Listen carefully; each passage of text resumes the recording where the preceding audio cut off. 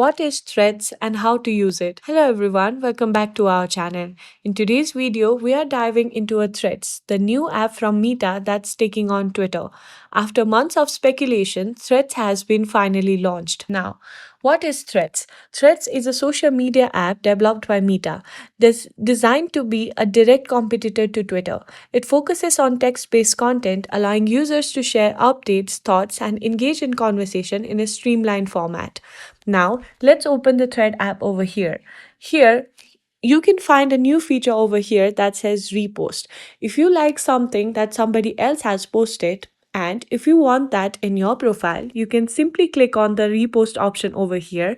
Then you need to simply tap on repost.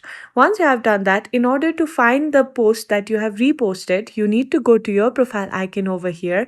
Then from here, you need to simply click on repost. And here you can find all the posts that you have liked and reposted. Next, if you want to post a thread, you need to simply tap on the plus icon over here.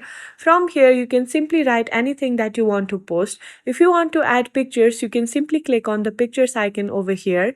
Then from here, you can select any pictures that you want to post. And once you have done that, you need to simply tap on post over here. And that's it. That's how easy it is to use Threads app.